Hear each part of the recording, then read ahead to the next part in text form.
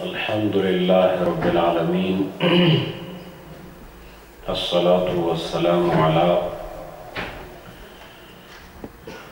محمد وعلی آلہ واصحابہ اجمعین، اما بعد۔ حضرات، بحضور سید الکائنات محبت اور عقیدت کے وفور میں بسط ذوق اور شوق ہدیہ درود و سلام پیش کریں۔ الصلاۃ والسلام علیکہ یا رسول اللہ وعلی آلک واصحابک یا رحمۃ للعالمین۔ حضرات، آج کی یہ بابرکت اور رونق مجلس، جس میں ہم نے مسائل فقہ کو بیان کرنا ہے، لیکن اس کی امتیازی حیثیت یہ ہے کہ یہ مجلس بیان فقہ کے اندر ہونے کے باوجود بھی اپنے سر پر جو تاج سجائے ہوئے ہیں وہ میلاد مصطفیٰ کا تاج ہے۔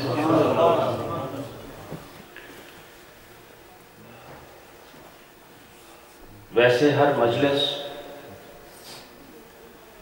تحت عنوان میلاد نبی ہی ہوتی ہے۔ کوئی دنیا کی محفل جو مسلمان مذہبی طور پر سجاتے ہیں، اس میں خیرات میلاد کی ہی ہوتی ہے۔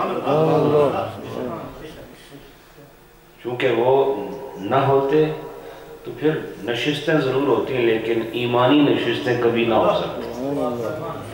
تو جو ہم ایمان اور عمل کے نتیجے میں بیٹھتے ہیں اور عقیدت کے نتیجے میں بیٹھتے ہیں، یہ سارا صدقہ اور خیرات ہے جناب رسالت مآب کی ولادت کا۔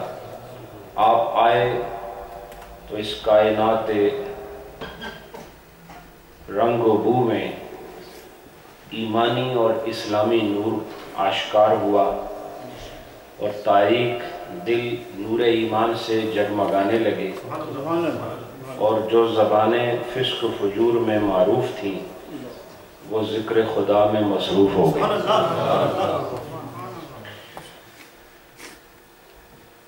اس لیے اگر کوئی نکاح کا مسئلہ بیان کر رہا ہو، یا عید کے دن عید کا خطبہ دے رہا ہو،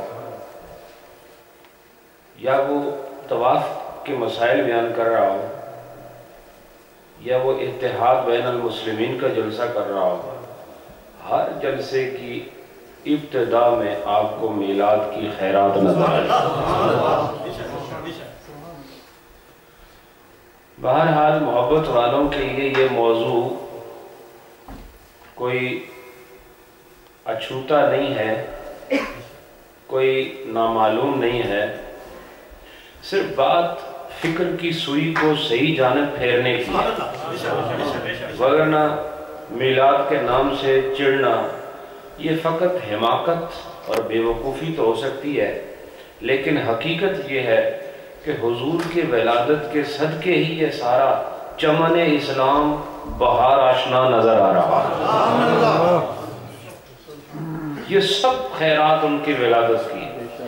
لہٰذا اگر کسی پروگرام کو جشن ولادت کا نام دے دیا جائے تو بجائے اس کو تنقیدانہ نگاہ سے دیکھنے کے، تھوڑا سا فقیہانہ انداز میں دیکھو، تھوڑا سا محبوبانہ نگاہ سے دیکھو، تو جتنے بھی اعتراضات ہیں وہ خود بخود اس کے سیاہ بادل چھٹنا شروع ہو جائیں گے، اور حقیقت آپ کے سامنے آ جائے گی کہ ساری جو آج ہم ایمان کی بہاروں میں جھومتے نظر آتے ہیں، سرکار نہ ہوتے تو پھر یہ دنیا کی بہار تو شاید ہوتی جو کافروں کے لیے ہے، لیکن مومنوں کی بہار کہاں جاتی جو صرف ایمان والوں کے لیے۔ تو یہ سارا صدقہ آپ کی آمد کا ہے۔ آپ کی آمد ہوئی تو پھر یہ سارا چمن کھلا اور ہر جگہ نکھت و نور کی बरसात हुई, काले दिल रोशन हो गए, तारीक सीने मुनव्वर हो गए, और गुंग ज़बानें गोया हो गई, और अंधे बीना हो गए, और लूले लंगड़ों को चलना आ गया, और वो जो माजूर थे उनका उज़्र ख़त्म हो गया, और वो लोग जो हिदायत से दूर हो गए थे वो इतने हिदायत याफ्ता हुए कि गुमराहों को हिदायत देना शुरू हो गए। तो ये यहाँ तक तो बयान हो गया जश्न मिलादुन नबी का। तो हमने तो सिर्फ हाज़री लगानी होती है और वो अल्हम्दुलिल्लाह जारी है। और अभी पिछले दौरे में जैसे मोहतरम हाजी कुर्बान साहब ने आपको बताया, एक बड़ा ही पुरकैफ माहौल और इत्तेहाद जो मैंने इटली के मुसलमानों में देखा वो यहाँ पर भी मुझे नज़र नहीं आता, जबकि यहाँ अक्सरियत है मुसलमानों की। पूरी यूरोपीय दुनिया में सबसे ज़्यादा मुसलमान यहाँ बरतानिया में हैं, और वहाँ पर जुमा भी अदा करना हो तो लोग दूर दूर गाड़ियों पर सफ़र करके जाते हैं। लेकिन मैंने देखा कि जिस जलसे में भी हम गए, ये नहीं कि वो मेरी वजह थी, वहाँ जब भी मीलाद का जलसा होता है वहाँ अल्हम्दुलिल्लाह मुसलमान जैसे भी हो, मुश्किल हो या आसान, वो उस मरकज़ में पहुँच जाते हैं, और एक बड़ी खूबसूरत तस्वीर पेश की जाती है इत्तेहाद अहले सुन्नत की, और बड़े बड़े इज्तिमात होते हैं, और मोहब्बत वाले बड़े ज़ौक़ के साथ कलाम सुनते हैं, नात सुनते हैं, तिलावत सुनते हैं।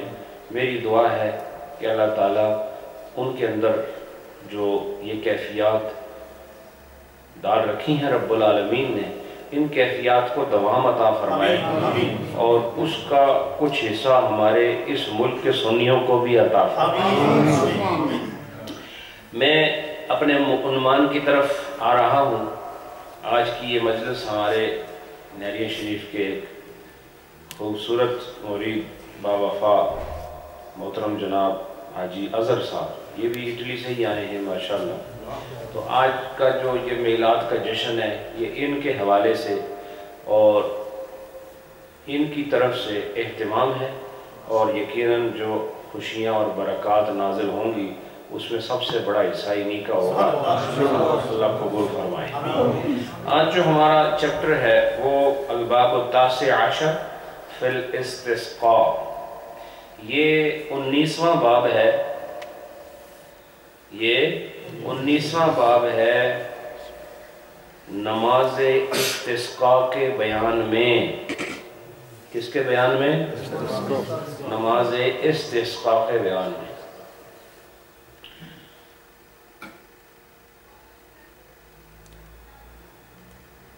आपने ये लफ्ज़ है सक़ा यस्क़ी शिकायतन फ़हुव साक़िन, जिसका मतलब होता है पिलाना। लफ्ज़ आपने सुना होगा साक़ी, बड़ा शायरों की ज़ुबान में बड़ा मारूफ लफ्ज़ है, साक़ी पिलाने वाला। तो ये अरबी ज़ुबान का लफ्ज़ है साक़ी, और जो पिलाता है उसको साक़ी कहते हैं। पर शोरा की ज़बान में जो मुनफी माने में इस्तेमाल किया गया, लेकिन कहीं कहीं इश्क वाले जो शोरा थे जिन्होंने हुब्बे नबी के साथ लफ्ज़ इस्तेमाल किया, तो उससे मुराद भी ऐसी पिलानी है कि जिसके पीने के बाद हुब्बे मुस्तफ़ा जो सोई हुई है वो जाग जाए। तो ये सिर्फ एक मोहब्बत में एक अपना नशा है। उस मोहब्बत के नशे को भी बाज़ औक़ात इन्हीं लफ्ज़ों के साथ शोरा इस्तेमाल कर लेते हैं, और सुनने वालों को भी पता चल जाता है कि यहाँ माना वो मुराद नहीं जो दुनियादार इस्तेमाल करते हैं। तो इससे लफ्ज़ फिर आगे बाब इस्तिफ़ाल में इस्तिस्क़ा आता है, यानी पानी की तलब। किसकी तलब? तो ये नमाज है पानी के तलब के बयान में, यानी कि बारिश के होने के बयान में। تو صلاۃ استسقاء کون سی نماز ہے؟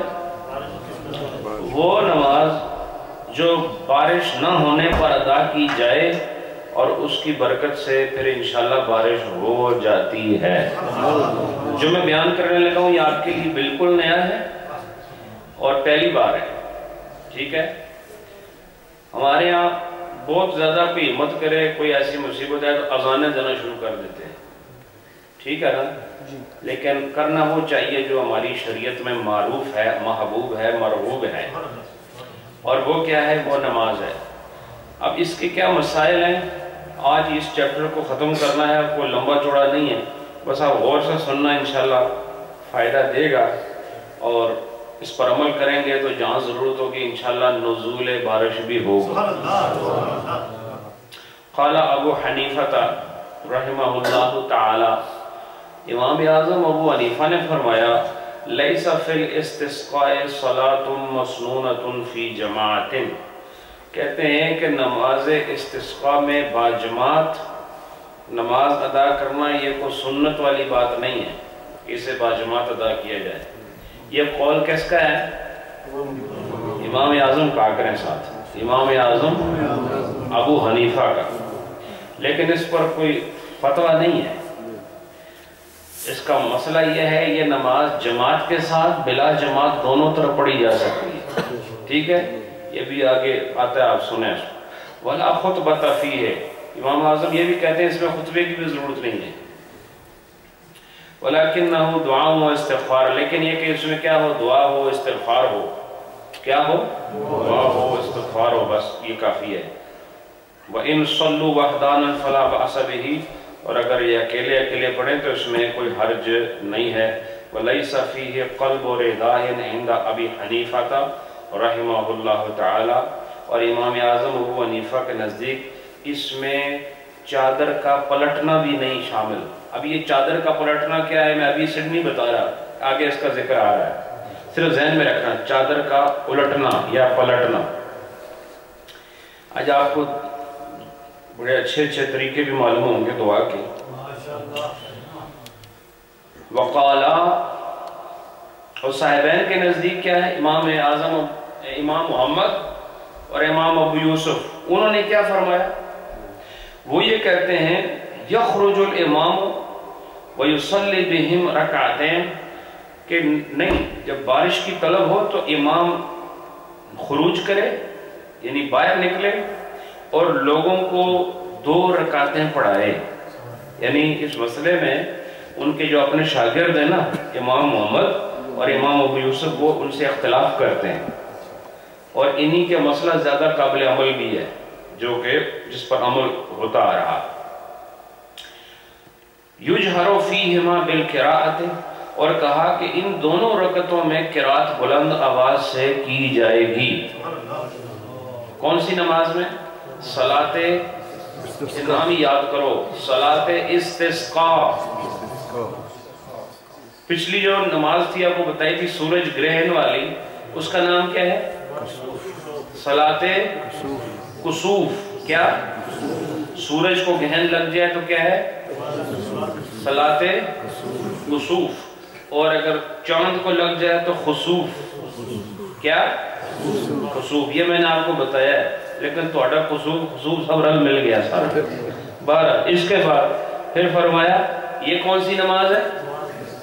صلاۃ استسقاء۔ اور استسقاء کا مطلب سمجھایا میں نے آپ کو، پانی کا طلب کرنا، پانی کا طلب کرنا۔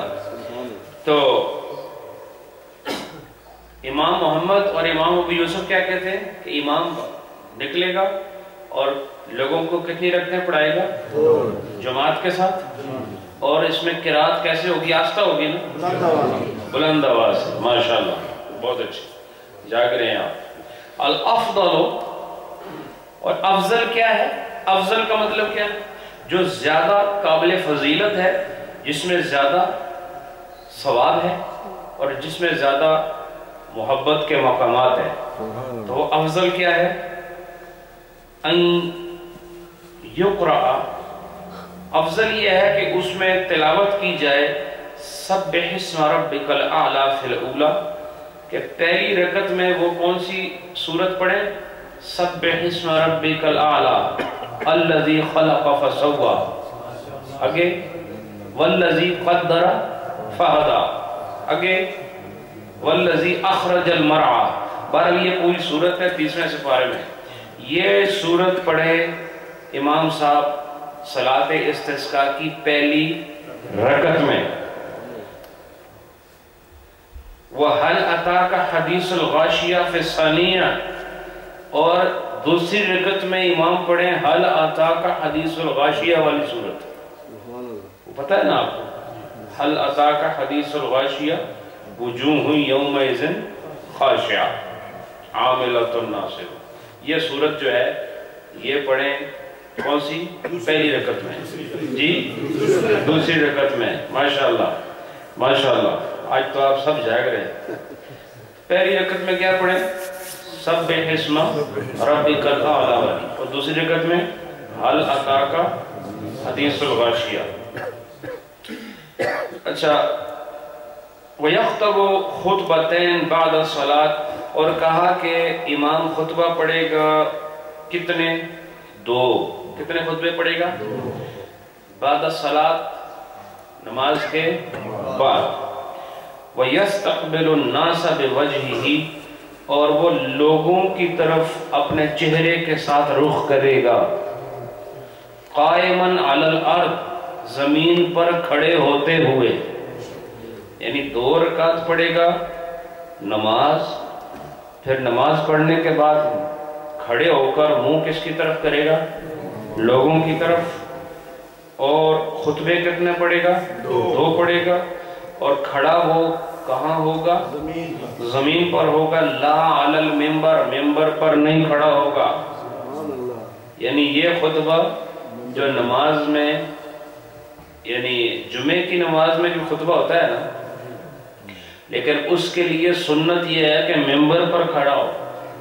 تو کیوں کہ وہ فرض ہے، بارش ہو نہ ہو، خوشی ہو غم ہو، ہر حال میں ممبر پر ہی ہے.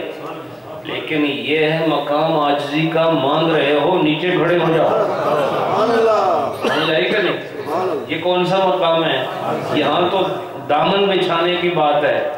یہاں تو ہم کشکول گداگری لے کر اپنے مالک کے سامنے آئے ہیں، ہم مانگ رہے ہیں. یہ موقع ممبروں پر کھڑے ہونے کا نہیں، عجز و انکسار کے اظہار کا موقع ہے، اور زمین پہ کھڑے ہونا ہے. وَيَفْصِلُ بَيْنَ الْخُطْبَتَيْنِ بِجَلْسَةٍ، اور دونوں خطبوں کے درمیان فاصلہ کرے. فاصلے کا مطلب انٹرول لے کر آئے، اس میں تھوڑا وقفہ کرے. اور وقفہ کیسے ہوگا؟ تھوڑی دیر اس میں بیٹھ جائے. یعنی ایک خطبہ پڑھے، ایک خطبہ پڑھ کے تھوڑا ریسٹ کرے.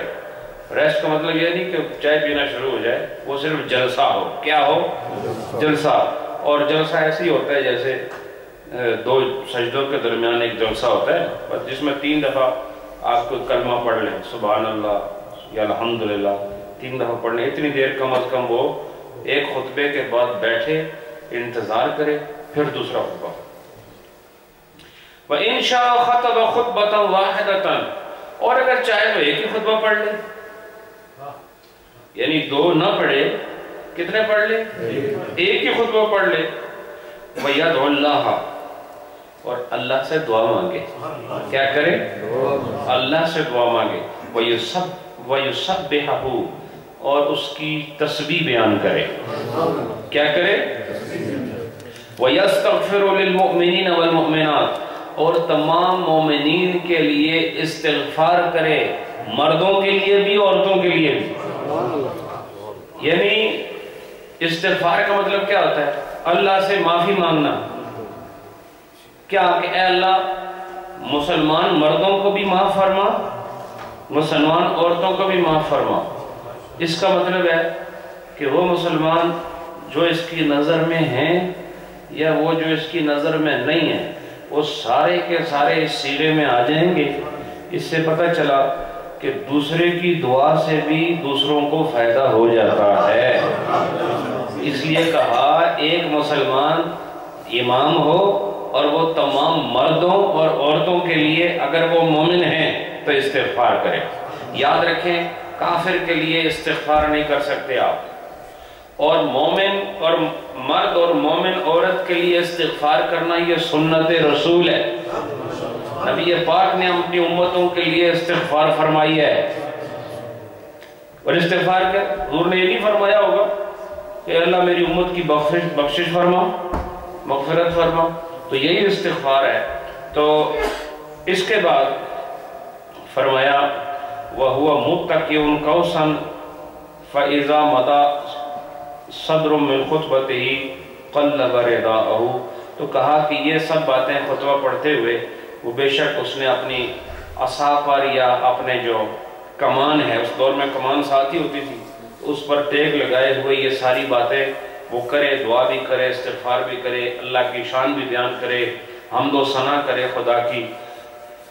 اور جب اس کا جو خطبہ ہے، اس کا مین جو سبجیکٹ ہے وہ ختم ہو جائے اور خطبہ ابھی جاری ہو، ختم نہ ہو، لیکن خطبے کا جو مین سبجیکٹ ہے، اصل جو اس کا مواد ہے وہ شروع میں ہی ہوتا ہے. اس میں کیا ہوتی ہے؟ اللہ کی شان بیان ہوتی ہے خطبے کے شروع میں. یہ میں نے آپ کو پہلے خطبے کے بحث میں بتایا ہے کہ خطبے میں کیا چیزیں ہونا ضروری ہیں. تو وہ جب ہو جائیں تو اس کے بعد کیا کرے؟ وہ اپنی چادر کو پلٹ دے. خطبے کے دوران ہی خطبہ بند نہیں ہوا، صرف خطبے کا جو اصل حصہ ہے وہ پڑھ لیا گیا ہے اور جاری ہے. اب کیا کرے؟ وہ قلب رضا کرے. قلب کا معنی کیا ہوتا ہے؟ قلب کا معنی دل تو کیا جاتا ہے، کوئی شک نہیں، لیکن قلب کا مطلب پلٹنا ہوتا ہے. کیا مطلب ہوتا ہے؟ یہ میں نے آپ کو بار بار بتایا ہے. قلب کا معنی کیا ہوتا ہے؟ اور دل کی آپ نے حرکت دیکھی ہے، وہ ایسے ایسے کر کے پھر پلٹ کے واپس اپنی شان پر آتا ہے. اس کو بھی قلب کی کہتے ہیں کہ وہ ایک شان پر نہیں رہتا، پلٹتا رہتا ہے، اس لیے اس کو قلب کہتے ہیں. اور اس سے لفظ انقلاب ہے، جو عام طور پر دیکھیں ایران کا انقلاب، پتہ نہیں اور کہاں کا انقلاب، کیا مطلب ہے اس کا؟ یعنی کسی چیز کو پلٹ دینا. سمجھ آئی کہ اگر مسلمانوں میں انقلاب، سب کہتے ہیں نا کہ دعا کرو مسلمانوں میں انقلاب آ جائے. انقلاب کا مطلب یہ کہ جس حالت سے یہ واپس آ چکے ہیں، یہ پلٹ کے واپس اسی حال پر آ جائے. اور وہ جو عظمت کا حال تھا، رفعت کا حال تھا، شان اور مرتبے کا حال تھا، پلٹ کے ادھر آ جائے، اسی کو انقلاب کہتے ہیں. سمجھ آئی کہ نہیں؟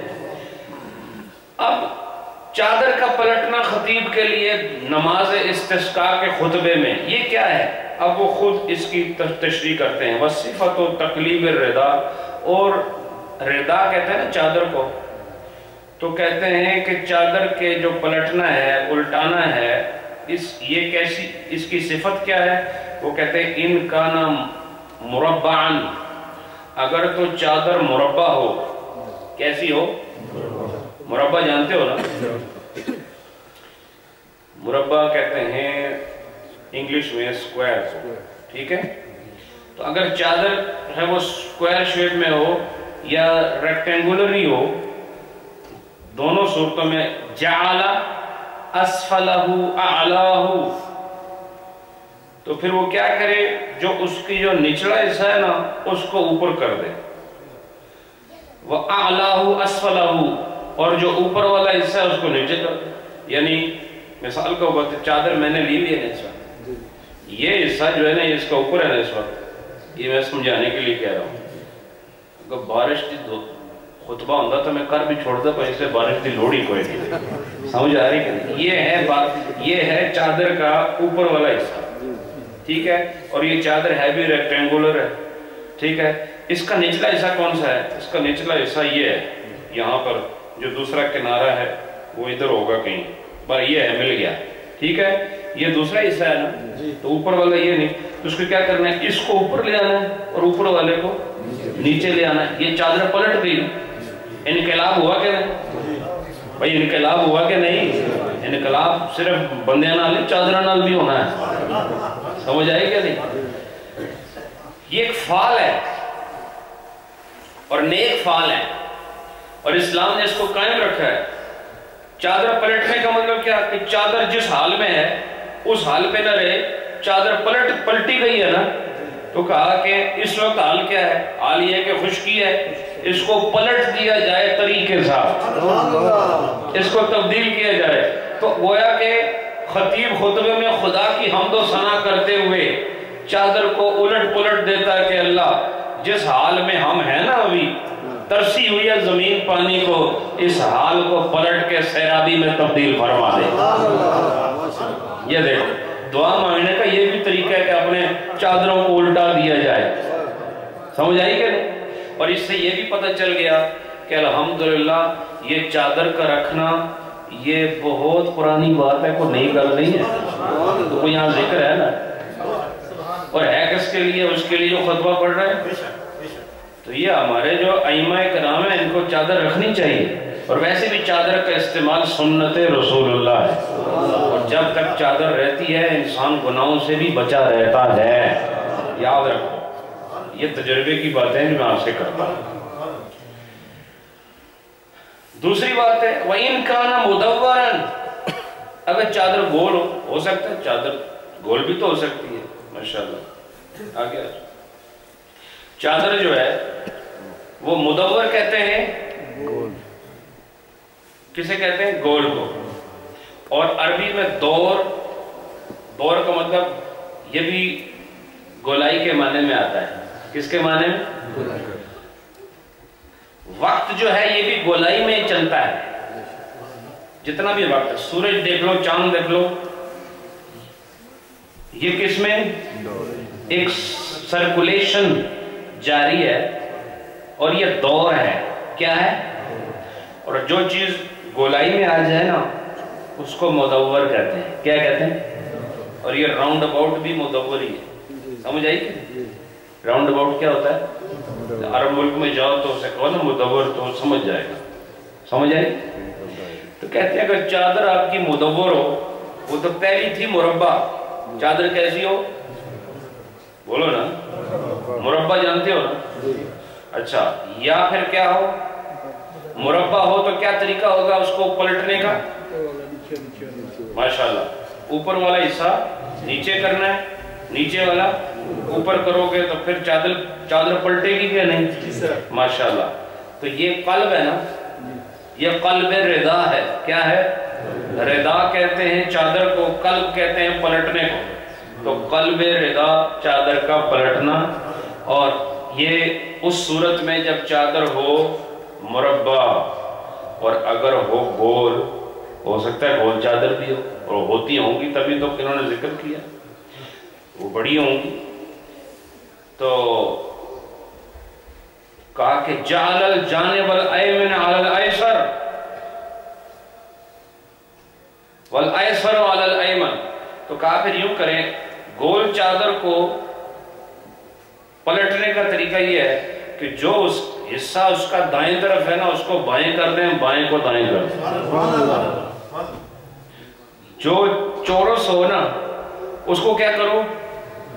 ہیٹھ والا ہوتے کر دے، ہوتے والا تھلے کر دیو۔ اچھا، اور اگر گول ہو گئے تو سجے والا کھبے کر دیو، کھبے والا سجے کر دیو، سجا کھبائی کوئی کر دے رہے ہو سام، تو وہ آپ کا طریقہ آپ کو سمجھا رہے ہیں، سمجھ آئی کہ نہیں؟ یہ طریقہ ہے قلب رضا کا۔ دیکھو کوئی ایسا بٹ ہے جو چھوڑا ہو، کوئی ایسا حصہ ہے جو چھوڑا ہو، یہ ہے علماء فقہ کی کرامت، ان کی محنت دین کے ساتھ لگاؤ کہ انہوں نے اپنے دماغ کو لوگوں کی ہدایت کے لیے نچھاور کر دیا۔ وَلَكِنَّ الْقَوْمُ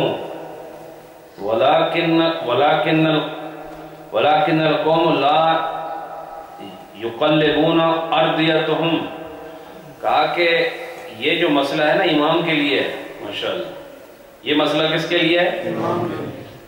یہ مسئلہ کس کے لیے بولو؟ کون سا مسئلہ؟ چادر کا پلٹنا، یہ کس کے لیے ہے؟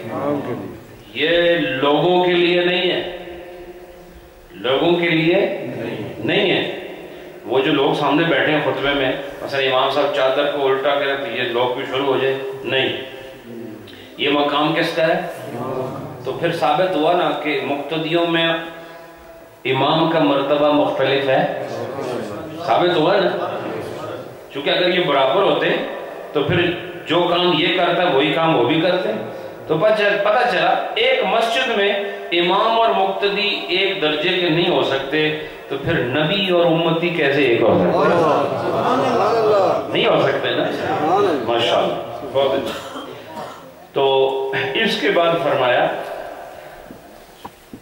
وَإِذَا فَرِغَ الْإِمَامُ مِنَ الْخُطْبَةِ، اور جب امام خطبے سے فارغ ہو جائے، يَجْعَلُ ظَهْرَهُ إِلَى النَّاسِ وَوَجْهُهُ إِلَى الْقِبْلَةِ، کہا کہ جب یہ خطبے سے فارغ ہو جائے تو پھر وہ لوگوں کی طرف اپنی پشت کرے اور قبلے کی طرف اپنا منہ کرے، قبلے کی طرف منہ کرے، وَيُقَلِّبُ رِدَاءَهُ، پھر اپنی چادر کو تبدیل کرے یعنی اس کو پلٹ دے، ثُمَّ يَشْتَغِلُ بِدُعَاءِ الْإِسْتِسْقَاءِ قائماً، اور پھر کھڑے کھڑے ہی دعائے استسقاء کرے، بارش کی دعا کرے۔ کس کی دعا کرے؟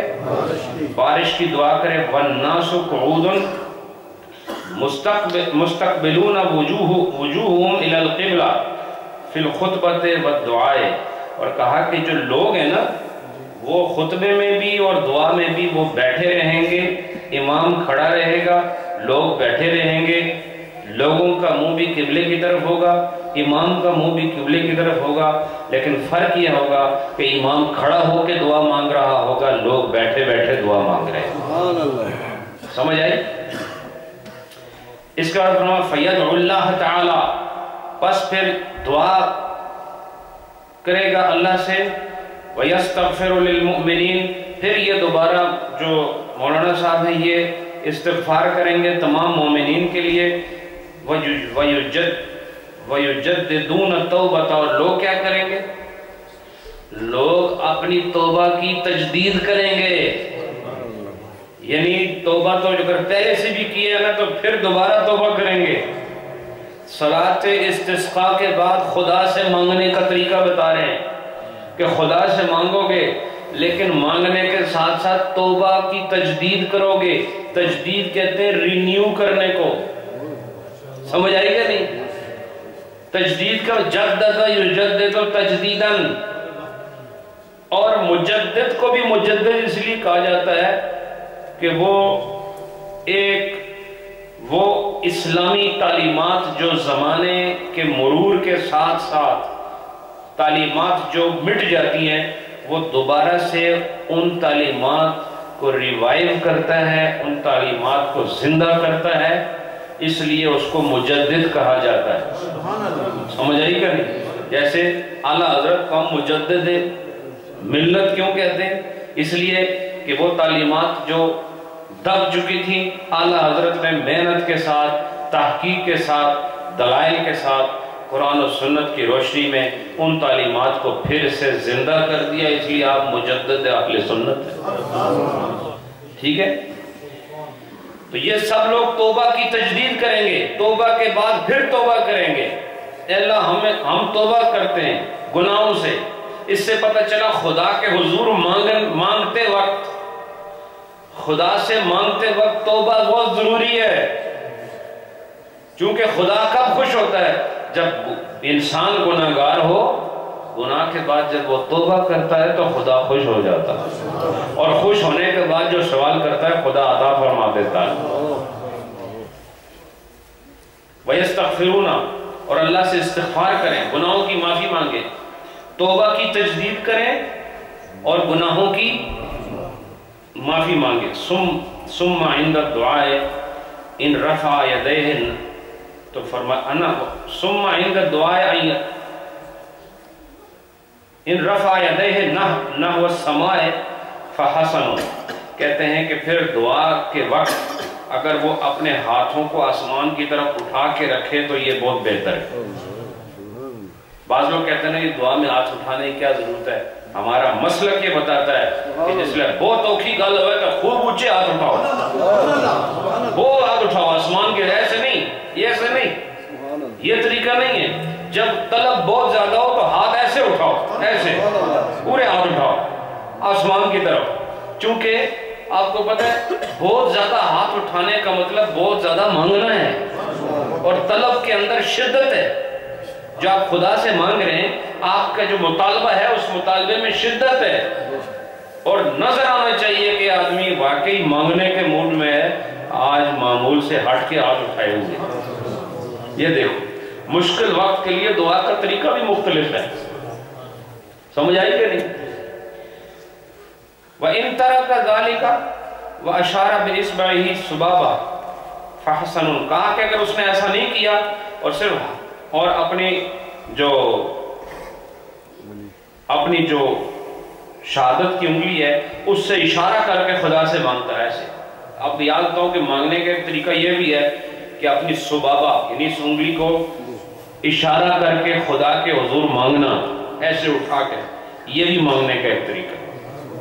دیکھو آپ کو پتہ ہے یہ بھی مانگنے کا طریقہ، سمجھ آئے؟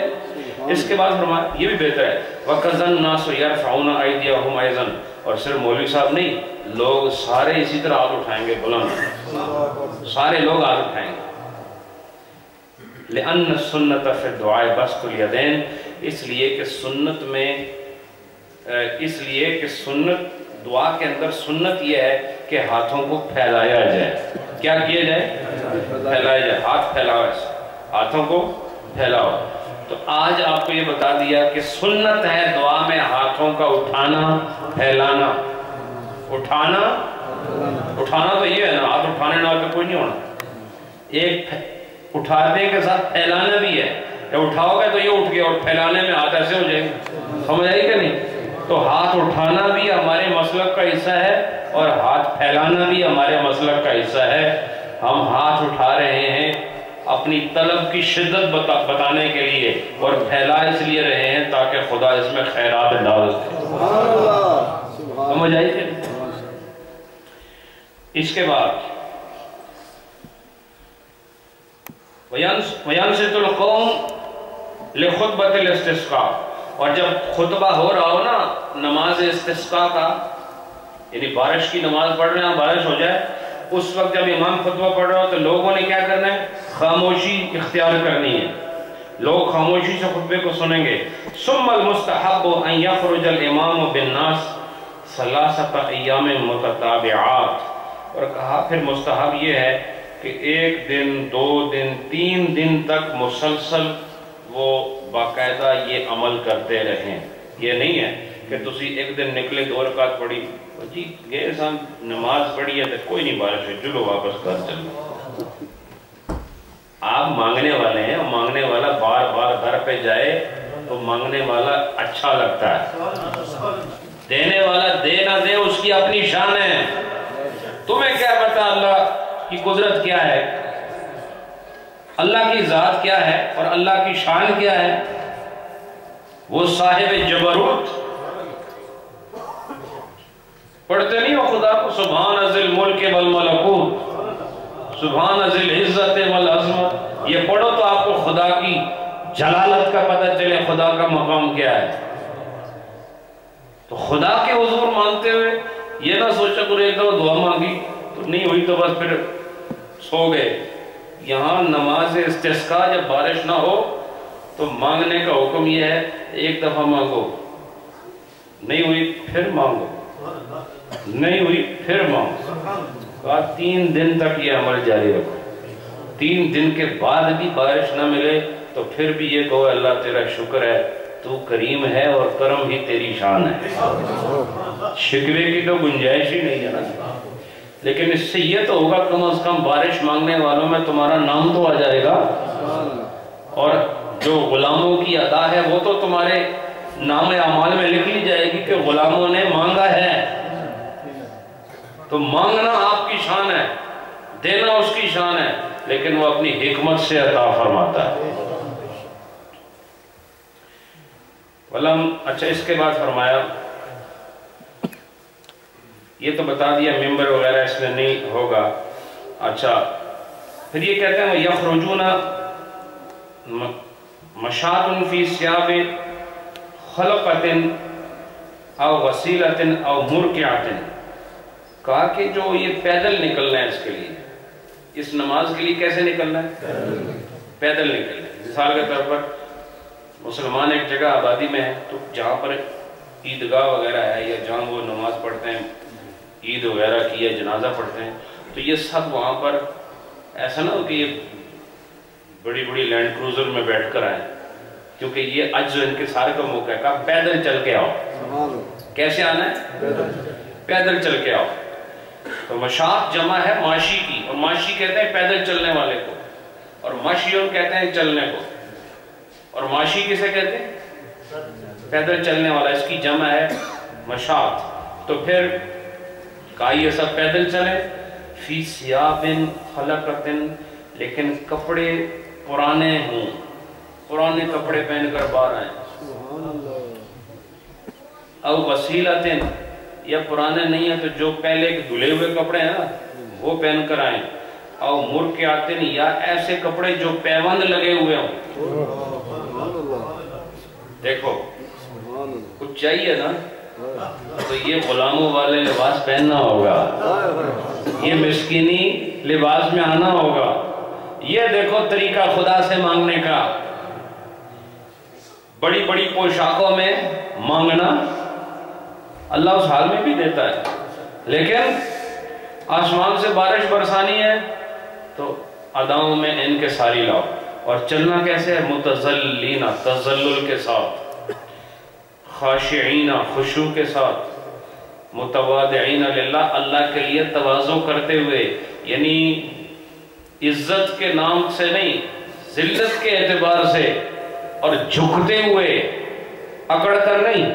یا نماز پڑھنے کے لیے جانا ہے نا, پہلے لباس بتایا اور لباس کے بعد چلنے کا طریقہ بتایا. لباس کیسا ہو؟ پھٹا پرانا ہو, یا پیوند لگے ہوں, یا پرانا دھلا ہوا لباس ہو. اور دوسری بات, جہاں جا رہے ہو نماز پڑھنے کے لیے اکڑ کرنا جانا, جھکتے ہوئے جانا, خاکساری اور عاجزی کے ساتھ اللہ کے حضور اپنی تواضع پیش کرتے ہوئے, یہ سارا پیدل سفر طے کرنا. یہ وہ باتیں ہیں جو دعا سے پہلے, یہ وہ باتیں ہیں جو ابھی نماز پڑھنے سے پہلے ہیں, یہ وہ باتیں ہیں کہ ابھی امام نے خطبہ نہیں دیا. یعنی دعا کی تیاری کا مرحلہ بتا رہے ہیں کہ دعا مانگنے سے پہلے یہ مرحلہ ہے. اور میں آپ کو ایک بات بتا دوں, آپ کی وہ مشکل جو بالکل نہ حل ہوتی ہو, آج میں آپ سے کہتا ہوں اس کے لیے وضو کرو. وضو کے بعد پرانے کپڑے پہنو, پرانے کپڑے پہن کر اس جگہ جاؤ جہاں اکثر نماز پڑھی جاتی ہے, وہاں کھڑے ہو جاؤ, اور راستے میں آتے ہوئے جھکتے ہوئے آؤ. اور یوں سمجھو کہ دنیا میں سب سے کم عزت آپ کی ہے اس وقت. تذلل کے ساتھ, خاکساری کے ساتھ آ کے پرانے کپڑوں میں طہارت کے ساتھ آ جاؤ, اور اللہ کی بارگاہ میں کھڑے ہو کر 2 رکعت نماز پڑھ کے اللہ سے دعا کرو, استغفار کرو, تواضع کرو, اور عجز و انکسار کا اظہار کرو, اور فوراً اپنی طلب کرو. انشاءاللہ آپ کی دعا قبول ہو جائے گی. ٹھیک ہے نا؟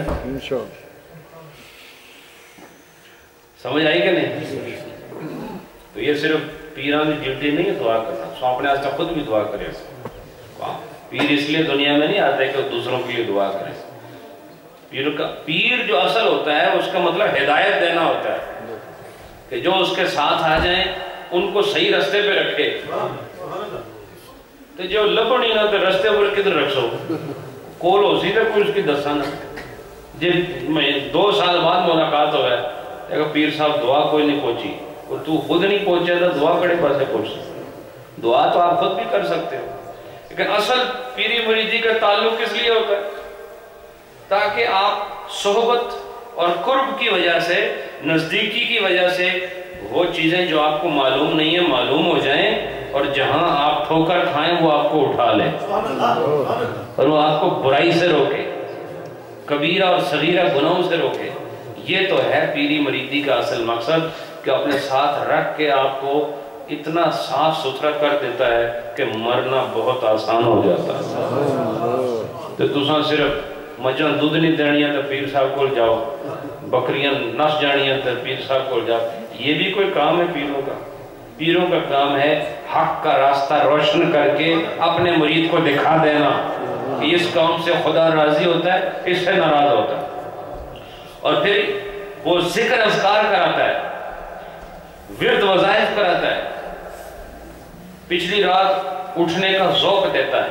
اس کے بعد مرید کے اندر یہ طاقت آ جاتی ہے کہ وہ دور رہے تب بھی پیر کا فیض اسے ملتا رہتا ہے. ایک دفعہ ہاتھ میں ہاتھ ڈال کر بیعت ہوئے اور پھر ساری زندگی نظر نہ آئے، یہ کوئی یارانہ نہیں ہے، اور اتنا سستا سودا بھی نہیں ہے. یہ بہرحال مسئلہ بارش کا ہے. اس کے بعد فرمایا اچھا نا کسی رؤوسہم، اور یہ جب چلتے ہوئے آئیں گے اظہار کریں گے نا ندامت کا، شرمندگی کا، خشوع اور خضوع کا، لیکن سر بھی جھکایا ہوا ہوگا. یعنی ایسے نہیں چل سکتے بارش کی نماز پڑھنے سے پہلے. راستے میں جو چلنا ہے نا وہ سر جھکاتے ہوئے، جھکے ہوئے سر کے ساتھ اس جگہ جانا ہے جہاں یہ نماز ہو رہی ہے. ثم فی کل یوم یقدمون صدقہ، پھر ہر دن، یہ جو 3 دن مسلسل جا رہا ہے نا، ہر دن اس قبل خروج کے ثم یخرجون، کہ نماز پڑھنے سے پہلے جو نکلیں گے نا، اس نکلنے سے پہلے کچھ صدقہ دے کے نکلیں، کچھ نہ کچھ صدقہ بھی دیں، کوئی ڈونیٹ کرے تھوڑا اللہ کی راہ میں اس کام سے پہلے. وَإِن لَمْ يَخْرُجِ الْإِمَامُ أَمَرَ النَّاسَ بِالْخُرُوجِ، کہا کہ اگر امام نہ نکلے اس دن تو وہ لوگوں کو حکم کرے کہ وہ خود وہ نکلیں. وَإِنْ خَرَجُوا بِغَيْرِ إِذْنِهِ جَازَ، اور اگر وہ امام نہ آئے نماز پڑھانے کے لیے، لوگ اس کے حکم کے بغیر ہی باہر آگے نماز پڑھنے کے لیے، تب بھی جائز ہے. چونکہ یہ صرف مولوی نہ مسئلہ نہیں نا، پانی نے لوڑ سارے کی ہے. سمجھ آئی کہ نہیں؟ اس واسطے جو اجازت نہ بھی دے آپ وہ اسے کر ہی رہو، صاحب ہی پڑھ لے، پھر اکیلے پڑھ. لیکن طریقہ یہی ہوگا، تذلل کے ساتھ، انکسار کے ساتھ حاضری دینی ہے، اپنی نماز پڑھو، اللہ سے گڑ گڑاؤ، رو، صدقہ دو اور بارش کی دعا مانگو. اس کے بعد یہ چند ایک مسائل ہیں جو آپ سے متعلق نہیں ہیں، میں ان کو یہاں نہیں بیان کرتا. تو آگے ہے، اب آخری مسئلہ ہے، اس کو ذرا غور سے سنو کہ یہ استسقاء کی نماز کس حالت میں پڑھی جائے گی. یہ ضروری نہیں کہ بارش نہ ہو تو استسقاء کی نماز ہوگی، یہ کنڈیشن ہے، وہ میں بتا رہا ہوں آپ کو. وَإِنَّمَا يَكُونُ الْإِسْتِسْقَاءُ فِي مَوْضَعٍ لَا يَكُونُ لَهُمْ أَوْدِيَةٌ وَلَا أَنْهَارٌ وَآبَارٌ يَشْرَبُونَ مِنْهَا وَيَسْقُونَ مَوَاشِيهِمْ وَزُرُوعِهِمْ. یہ کہہ رہے ہیں کہ وہاں پر نماز استسقاء ہوگی جہاں پر تالاب نہ ہو، نہریں نہ ہوں، کنویں نہ ہوں، اور سارا نظام بارش پہ چلتا ہو. جہاں پر نہریں موجود ہیں، کنویں موجود ہیں، تالاب موجود ہیں اور ان میں پانی بھی ہے، یہ بارش کی دعا نہیں کر سکتے. یعنی بارش کی دعا سے مراد یہ نماز جو پڑھتے ہیں پورا طریقہ جو گزرا ہے وہ ان کے لیے نہیں ہے. یہ کن لوگوں کے لیے؟ تالاب نہیں ہے، کنویں نہیں ہے، نہریں نہیں ہیں، اور وہ اسی طرح گزارا کرتے ہیں، اس کے بغیر اور کوئی طریقہ نہیں ہے. تو پھر وہ صلاۃ استسقاء پڑھیں گے. کیا کریں گے؟ صلاۃ استسقاء پڑھیں گے. اور وہ کون سی؟ یہ جو تالاب ہیں ان سے کیا کرتے ہوں وہ؟ اس سے وہ خود پانی پیتے ہوں، اور جو ان کے مویشی ہیں، مویشی جانتے ہو نا، وہ پانی پیتے ہوں، اور ان کی کھیتیاں بھی اس پانی سے سیراب ہوتی ہوں. کس سے؟ کنویں سے. آپ کو پتہ ہے نا بڑے بڑے ٹیوب ویل لگے ہوئے جن سے زمینوں کو پانی دیا جاتا ہے، پاکستان میں ہے نا، دیکھا ہے نا. تو ٹیوب ویل سے پانی آتا ہے اور وہ سیراب ہوتی ہیں زمینیں، لوگ پیتے بھی اسی سے ہیں اور اپنے ضروریات اس سے پوری کرتے ہیں. ان کو نہیں ضرورت ہے بارش. سمجھ آئی؟ اس کے بعد فرمایا او یکون لہم، یا یہ کہ یہ چیزیں ہوں تو صحیح ان کے پاس، یعنی کنواں بھی ہو، تالاب بھی ہو، نہر بھی ہو، ولا یکفیہم ذالک، لیکن ان کی ضرورت اتنی زیادہ ہے کہ وہ کنواں، نہریں، سب چیزیں ان کے لیے ناکافی ہیں. ایسی صورت میں کیا کریں؟ تو پھر وہ دعا استسقاء کر سکتے ہیں، نماز پڑھ سکتے ہیں. یعنی جو ٹیوب ویل وچ پانی بھی ہوئے، خوہ دے اندر پانی ہوئے، تالاباں وچ پانی ہوئے، تے پھر تانوں استسقاء دی نماز پڑھن دی لوڑ کوئی نہیں۔ لیکن یہ چیزاں ہون، پانی بھی دے اندر ہوئے لیکن تہاڈی ضرورت دے مطابق پانی تھوڑا ہوئے، تے پھر تسی صلاۃ استسقاء ادا کر سکتے ہو۔ ٹھیک ہے بھائی؟ فَأَمَّا إِذَا كَانَتْ لَهُمْ أَوْدِيَةٌ وَأَبْوَارٌ وَأَنْهَارٌ فَإِنَّ النَّاسَ لَا يَخْرُجُونَ إِلَى الْإِسْتِسْقَاءِ لِأَنَّهَا إِنَّمَا تَكُونُ عِنْدَ شِدَّةِ الضَّرُورَةِ وَالْحَاجَةِ۔ کہا کہ اگر لوگوں کے پاس تالاب، کنویں، نہریں موجود ہوں تو پھر وہ صلاۃ استسقاء کے لیے باہر نہیں آئیں گے، اس لیے کہ یہ اس وقت ہوتی ہے نماز جب شدت سے حاجت ہو، شدت کی ضرورت ہو، اس وقت یہ نماز پڑھی جاتی ہے۔ مثلا آپ کی نہروں میں پانی بھی آ رہا ہے، کنویں میں پانی موجود ہے، تو تسی وہ پرانے کپڑے پا کے نکل گئے ہو بارش واسطے، کوئی گل بات سمجھ آئے کہ پوچھ رہے ہو رہے یا اللہ بارش ہو جائے، تو بارش ہو کس لیے ہوتی ہے؟ پانی کے لیے۔ پانی تھوڑے کول پہلے ہی ہے تو روندے کیوں ہو؟ یہاں پر تو بتایا کہ گڑ گڑانا ضروری ہے، تواضع، انکسار، عاجز کا اظہار ضروری ہے۔ پیوند لگے کپڑے پہن کے جاؤ، صدقہ دے کے جاؤ، اتنا کچھ کرو، پھر خطبے ہوں دو، پھر امام جو ہے زمین پہ کھڑا ہو، ممبر پہ نہ چڑھے، 2 رکعتیں ہو، پہلی رکعت میں سبح اسم ربک الاعلی پڑھے، دوسری میں حل اتاک حدیث الغاشیہ پڑھے، اتنا سارا کام کرنا کس لیے ہے کہ شدت کی ضرورت ہے، پانی ہے ہی نہیں، جانور مر رہے ہیں، لوگ پیاسے ہیں، اور پانی پینے کے لیے بھی ہے، جانور بھی پی رہے ہیں، کھیتیاں بھی سیراب ہو رہی ہیں، تو یہ سارے دوڑ کے رو رہے ہیں جی بارش نہیں ہو رہی۔ کوئی عقل کی بات ہے؟ بولو نا، بولنے کیوں نہیں ہے تو میرا خیال ہے بارش نہیں لوڑ ہے، بولو نا، کوئی ضرورت ہے؟ نہیں ہے نا ضرورت؟ تو ضرورت جب ہوتی ہے تب آدمی اتنی شدت کی دعا مانگتا ہے، سمجھ آئی؟ اس لیے دوستو اس میں آپ کے لیے نصیحت بھی ہے، جو چیز پہلے سے موجود ہے وہ زیادہ کیوں مانگتے ہو؟ ٹھیک ہے؟ انسان ہمارے پاس کوئی بھی چیز دیکھ، میں یہ الحمدللہ آپ کو مبارک ہو، یہ چیپٹر بھی ختم ہو گیا، اب انشاءاللہ اس کو بیان کریں گے۔ میں اس پر ایک چیز بیان کر کے ختم کر رہا ہوں کہ ہمارے پاس ہر چیز بہت زیادہ ہے۔ اپنے جو آپ کے الماریاں ہیں ذرا چیک کرو، آپ پاس کپڑے کتنے ہیں، تو آپ پریشان ہو جاؤ گے کہ اتنا لباس ہیں آپ کے، اتنے زیادہ کہ گنتی پہ نہیں آتے۔ یقین کریں اگر آپ صرف اپنا سامان باہر لگائیں تو بیچنے کے لیے نا تو ٹھیک ٹھاک 2-4 ٹیبل بھر جائیں گے، اتنا سامان ہے، برتن بے حساب، کھانے پینے کی چیزیں بے حساب، لباس بے حساب، دولت بھی بے حساب ہے، صرف ہمارا جو ایک ہے نا طلب وہ کم نہیں ہوتی۔ اب اس بارش کے مسئلے سے میں آپ کو سمجھا رہا ہوں، جڑی چیز اللہ نے مہربانی کر کے پہلی تو بہت دیتی ہے، اس واسطے اتنا پریشان کیوں ہوتے ہیں؟ اس نماز، بارش کی نماز سے میں آپ کو بتا رہا ہوں، جو چیز اللہ نے پہلے سے دے رکھی ہے، آپ کیوں اتنی لالچ کا اظہار کرتے ہیں؟ خدا آپ سے بہتر آپ کو جانتا ہے، آپ کی ضرورت بھی جانتا ہے، آپ پیدا نہیں ہوئے تھے تب سے آپ کو جانتا ہے، اس کو پتہ ہے آپ کی ضرورت کیا ہے۔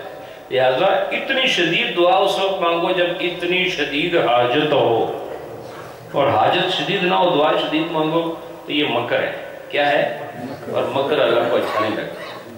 پتہ ہے نا، اے سکول جیسے بچے نہیں سن جانے کہنا میرا پیٹا بھی درد ہے، آپ نے مکر کرنا مارو، اس طرح آپ نے سن کے نہیں تو سکول جان، ویسے تو سکول تمہیں جو تھوڑی بندے گئے لیکن جڑے گئے وہ یاد ہے کہ نہیں؟ تمہیں جب سکول نہیں جانا ہوتا تھا تو ہمارے پیٹ میں ہی درد، وہ کدھر ہوتا بھی نہیں، پیٹ بھی درد ہونا تھا، تو پھر ماں باپ کو تو پتہ ہوتا ہے کیونکہ انہی کا خون ہوتا ہے، تو ماں باپ یہ کہتے جو کچھ آسان کرنے سے بھی وہی کچھ کرنا آسان پتر ہے، تو اس کو چھترول کرنے میں کہ مکر کرنا ہے، تو یہ مکر کا مطلب کیا ہے؟ جو چیز ہے ہی نہیں ویسے ہی کہہ رہا ہے مجھے بڑے سخت، مجھے آرام کی ضرورت ہے، تو اس کو آرام کی ضرورت نہیں، اس کو اسکول جانے کی ضرورت ہے۔ اسی طرح پانی کنووں میں بے شمار ہے، ٹیوب ویل لگے ہوئے ہیں، نہریں آباد ہیں، نہروں میں پانی جاری ہے، تالاب بھرے ہوئے ہیں، یہ رو رہا ہے جی بارش نہیں ہو رہی، اس لیے یہ آپ کو میں فقہ کے مسئلے سے آپ کی عام زندگی کو درست کرنے کی کوشش کر رہا ہوں. نصیحت ہے میرے لیے بھی، آپ کے لیے بھی. اللہ خوش رکھے، تمام دور اور نزدیک سے آنے والے اللہ سب کو خوش رکھے اور اس محفل کو درجہ قبولیت نصیب فرمائے. ایک اور بھی رسم کی ابتدا ہو رہی ہے کہ میلاد شریف کا کیک بھی، یہ سیمیٹری سے آئے نا تو وہاں یہی رواج ہے بہت زیادہ. تو وہاں پہ میں نے ان کو بتایا ہر گھر میں تقریباً کیک بناتی ہیں عورتیں بھی مرد بھی، تو وہاں بڑا اچھا نظام ہے. الحمدللہ اب یہ کیک جو ہے یہ کاٹتے ہیں اور اس کے بعد پھر ختم شی پڑھیں گے، پھر انشاءاللہ دعا ہوگی اور آپ سب کو انشاءاللہ اس کا تبرک بھی پیش کیا جائے گا. ماشاءاللہ بہت خوبصورت. اس پر لکھا ہوا ہے جشن میلاد النبی مبارک. چھری نہیں ماشاءاللہ بہت خوب.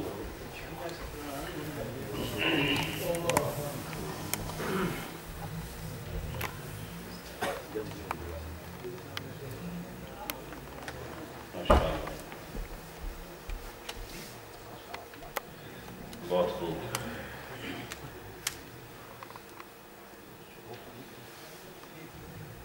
میں سوچا ہے میرے فوٹو لے رہے ہیں کیک میں فوٹو لے رہے ہیں. ماشاءاللہ ماشاءاللہ بہت اچھا. آپ سب لوگ درود شریف پڑھیں. الصلاۃ والسلام علیک یا رسول اللہ وعلی آلک واصحابک یا رحمت للعالمین. بسم اللہ الرحمن الرحیم. ماشاءاللہ ہو گیا جی. یہ آپ لیں، اس کو لے جائیں وہاں اور اس کے ایسے پیس بنائیں کہ سب جو ہمارے ساتھی ہیں وہ ان سب کو پورا ہو جائے. ماشاءاللہ اس کو اٹھا لیں. ٹیبل اٹھا ٹھیک. ختم شریف میں آپ ویسے تو سب شریک ہیں لیکن آوازوں میں بھی شریک ہوں، کوئی زبان خاموش نہ رہے. ماشاءاللہ. بسم اللہ الرحمن الرحیم. بسم اللہ الرحمن الرحیم. اللہم صلی علی سیدنا و مولانا محمد وعلی آل سیدنا و مولانا محمد وبارک وسلم. اللہم صلی علی سیدنا و مولانا محمد وعلی آل سیدنا و مولانا محمد وبارک وسلم. بسم اللہ الرحمن الرحیم. الحمد للہ رب العالمین الرحمن الرحیم مالک یوم الدین. ایاک نعبد و ایاک نستعین. اہدنا الصراط المستقیم صراط الذین انعمت علیہم غیر المغضوب علیہم ولا الضالین. الحمد للہ رب العالمین الرحمن الرحیم مالک یوم الدین. ایاک نعبد و ایاک نستعین. اہدنا الصراط المستقیم صراط الذین انعمت علیہم غیر المغضوب علیہم ولا الضالین. بسم اللہ الرحمن الرحیم. ألم نشرح لك صدرك ووضعنا عنك وزرك الذي ينقض ظهرك ورفعنا لك ذكرك فإن مع العسر يسرا. إن مع العسر يسرا. فإذا فرغت فانصب وإلى ربك فارغب. بسم الله الرحمن الرحيم. ألم نشرح لك صدرك ووضعنا عنك وزرك الذي ينقض ظهرك ورفعنا لك ذكرك فإن مع العسر يسرا. إن مع العسر يسرا. فإذا فرغت فانصب إلى ربك فارغب. بسم الله الرحمن الرحيم. قل هو الله أحد الله الصمد لم يلد ولم يولد ولم يكن له كفوا أحد. قل هو الله أحد الله الصمد لم يلد ولم يولد ولم يكن له كفوا أحد. قل هو الله أحد الله الصمد لم يلد ولم يولد ولم يكن له كفوا أحد. قل هو الله أحد الله الصمد لم يلد ولم يولد ولم يكن له كفوا أحد. قل هو الله أحد الله الصمد لم يلد ولم يولد ولم يكن له كفوا أحد. قل هو الله أحد الله الصمد لم يلد ولم يولد ولم يكن له كفوا أحد. قل هو الله أحد الله الصمد لم يلد ولم يولد ولم يكن له كفوا أحد. قل هو الله أحد الله الصمد لم يلد ولم يولد ولم يكن له كفوا أحد. قل هو الله أحد الله الصمد لم يلد ولم يولد ولم يكن له كفوا أحد. قل هو الله أحد الله الصمد لم يلد ولم يولد ولم يكن له كفوا أحد. قل هو الله أحد الله الصمد لم يلد ولم يولد ولم يكن له كفوا أحد. قل هو الله أحد الله الصمد لم يلد ولم يولد ولم يكن له كفوا أحد. قل هو الله أحد الله الصمد لم يلد ولم يولد ولم يكن له كفوا أحد. قل هو الله أحد الله الصمد لم يلد ولم يولد ولم يكن له كفوا أحد. بسم الله الرحمن الرحيم. اللهم يا قاضي الحاجات يا قاضي الحاجات يا قاضي الحاجات يا قاضي الحاجات. بسم الله الرحمن الرحيم. اللهم يا كافي المهمات يا كافي المهمات يا كافي المهمات يا كافي المهمات. بسم الله الرحمن الرحيم.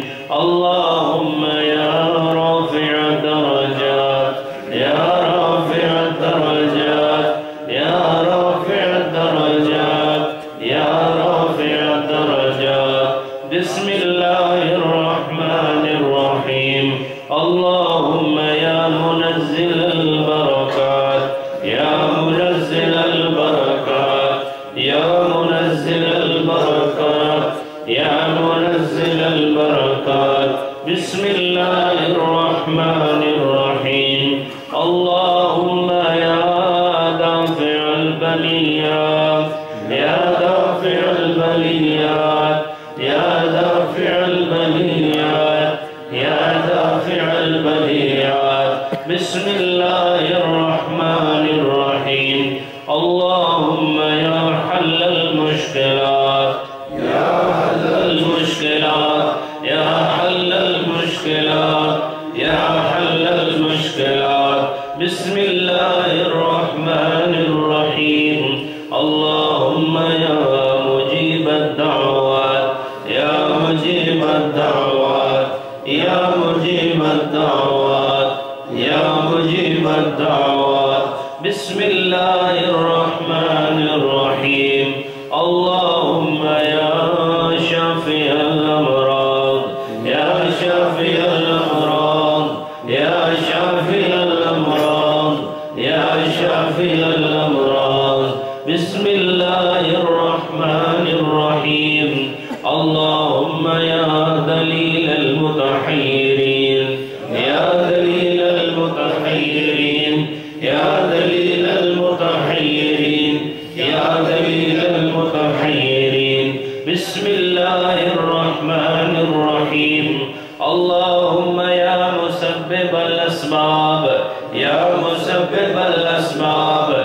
يا مسبب الأسباب يا مسبب الأسباب بسم الله الرحمن الرحيم اللهم يا مفتح الأبواب يا مفتح الأبواب يا مفتح الأبواب يا مفتح الأبواب بسم الله الرحمن الرحيم اللهم يا غياث المستغيثين أغثنا يا غياث المستغيثين أغثنا يا غياث المستغيثين أغثنا يا غياث المستغيثين أغثنا بسم الله الرحمن الرحيم اللهم يا أرحم الراحمين يا أرحم الراحمين يا أرحم الراحمين يا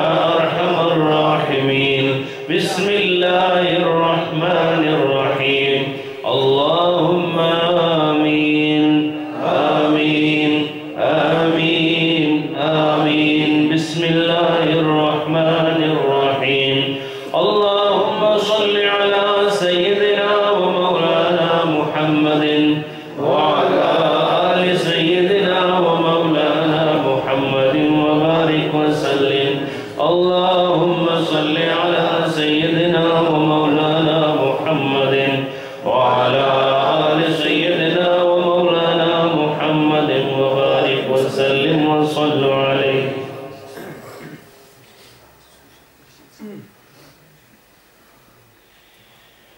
یہ محترم صوفی رشید صاحب نے اپنے نانا مرحوم نانی صاحبہ کی دعا کے لیے بہت ساری صورتیں قرآن مجید کی یہ اور درود مختلف قسم کے درود شریف اور ورد وظائف پڑھے ہیں اور کافی تعداد میں ہیں اللہ تعالیٰ قبول فرمائے اور اس کے علاوہ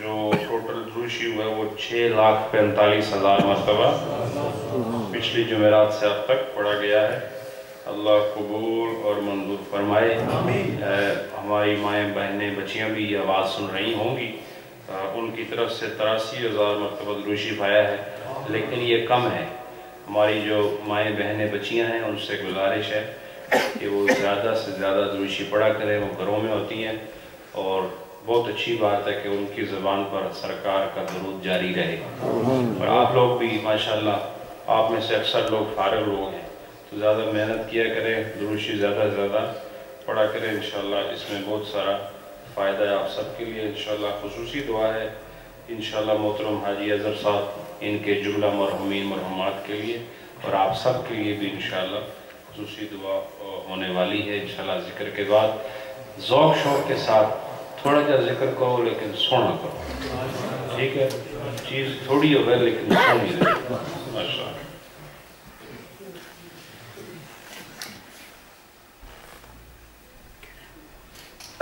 ماشاءاللہ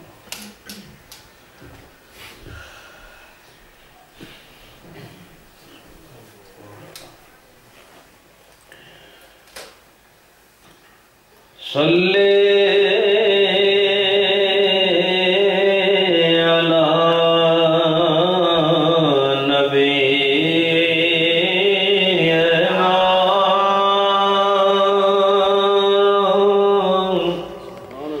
صلی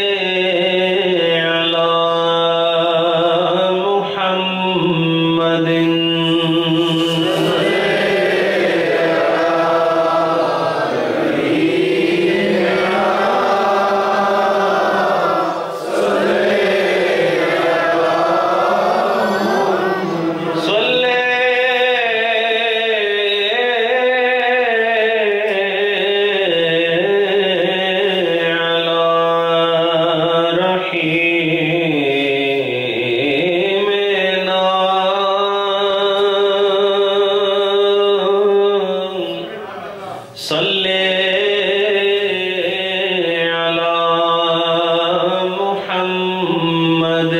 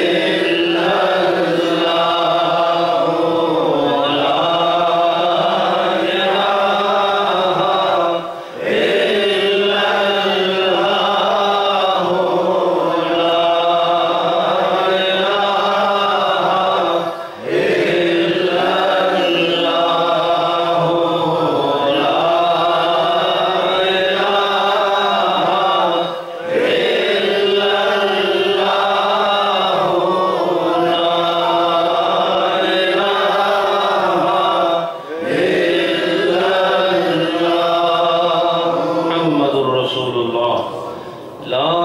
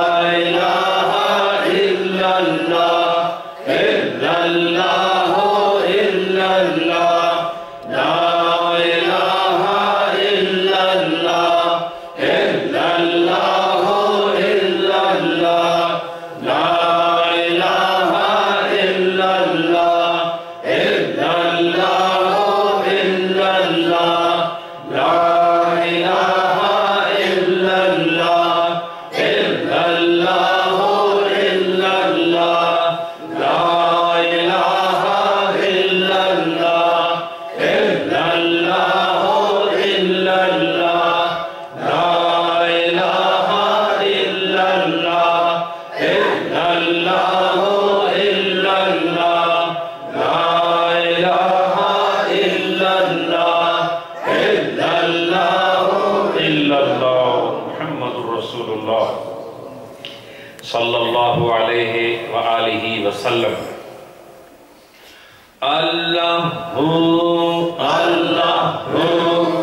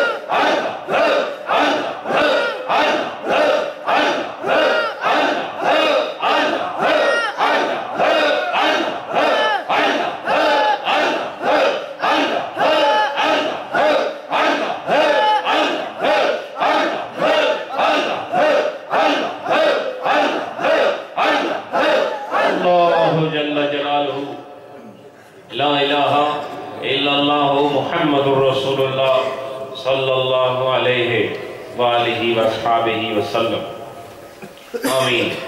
الحمدللہ رب العالمین، الصلاة والسلام علی محمد وعلی آلہ وصحبہ وأہل بیتہ اجمعین۔ رب العالمین ہفتہ وار محفل ذکر اور درس فقہ میں ختم خواجگان کی پربہار مجلس میں آنے والے تیرے مرد اور عورتوں میں سے مومنین مومنات ان سب کو حاضری کی قبولیت نصیب فرما۔ رب العالمین دور سے نزدیک سے آنے والے تیری رضا کے لیے یہ محفل سجانے والے یہ نہ آئیں تو ذکر کے یہ زمزمے کیسے پھوٹیں، اور یہ نہ آئیں تو یہ بہار کیسے قائم ہو۔ اے اللہ یہ ذوق تو نے دیا ہے، ان سب کو اس آنے پر بے شمار برکت و رحمت عطا فرما۔ الہ العالمین اس محفل میں جتنے لوگ آئے ہیں جو مصیبتوں میں الجھے ہوئے ہیں، پریشانیوں میں جکڑے ہوئے ہیں، رنجش و آلام سے ٹوٹے ہوئے ہیں، اے اللہ ان سب کو راحت سکون اور اطمینان کی دولت عطا فرما۔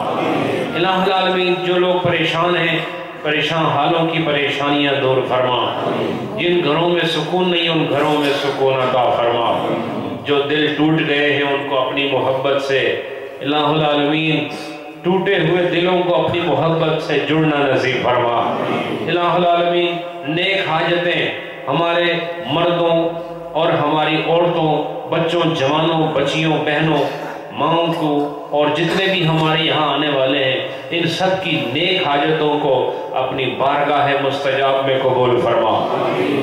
رب العالمین جو مریض ہیں ان کو صحت عطا فرما، اور جو تنگ دست ہیں ان کی تنگ دستیاں دور فرما، جو اولاد کے ہاتھوں پریشان ہیں ان کو اس پریشانی سے نجات عطا فرما، نافرمانوں کو فرما برداری عطا فرما، جو بے دین ہیں انہیں دین کی لذت عطا فرما، جو بد عمل ہیں انہیں نیک عمل کی محبت عطا فرما، جو گمراہی کے راستوں میں بھٹک چکے ہیں اپنے کرم سے صراط مستقیم عطا فرما۔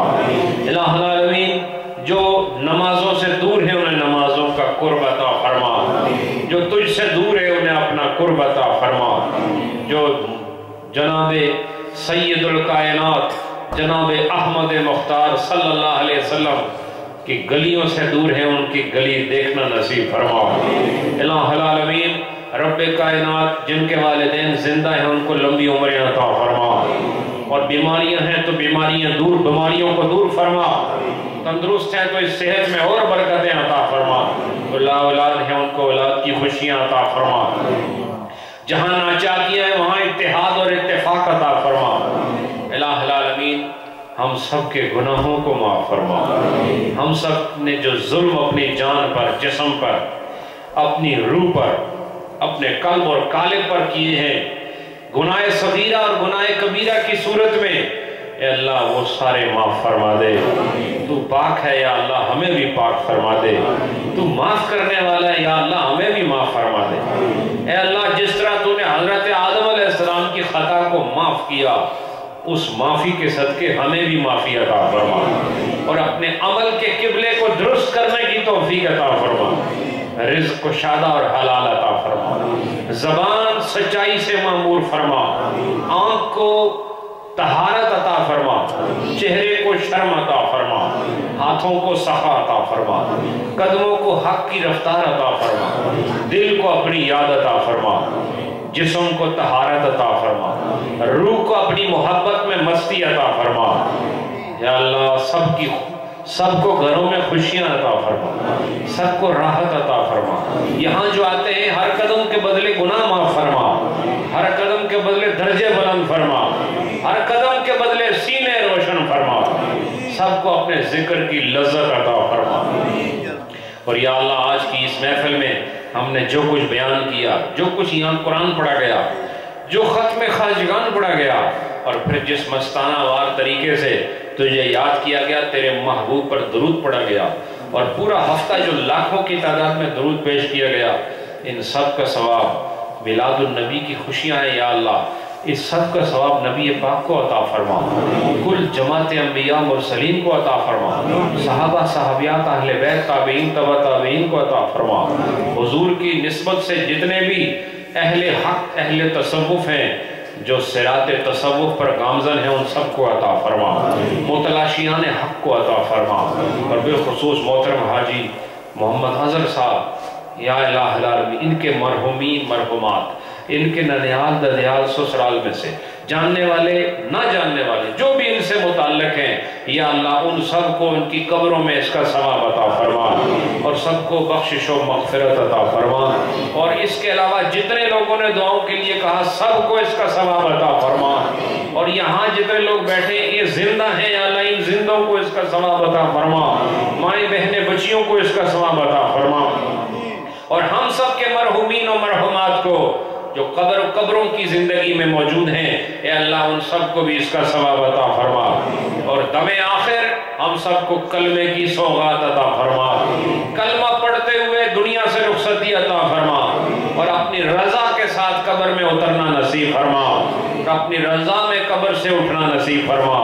رب العالمین نبی پاک کی شفاعت ہم سب گناہگاروں کو عطا فرما، اور ان کے حوض کوثر سے ہم سب گناہگاروں کو پینا نصیب فرما، اور ان کے قدموں سے لپٹ کر ہمیں جنت میں داخلہ عطا فرما۔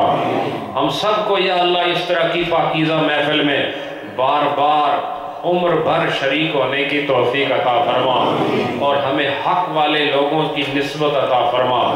الہ العالمین جن سے تو راضی ہے ہمیں ان کا ساتھ عطا فرما، جن کی صحبت سے تو گناہ معاف کرتا ہے ہمیں ان کی صحبت عطا فرما، اور جو بے راہ روی کا شکار ہو گئے انہیں بھی نیکوں کی صحبت نصیب فرما۔ ربنا تقبل منا انک انت السمیع العلیم وتب علینا انک انت التواب الرحیم۔ صلی اللہ تعالی علی حبیبہ محمد وعلی آلہ واصحابہ اجمعین برحمتک یا ارحم الراحمین۔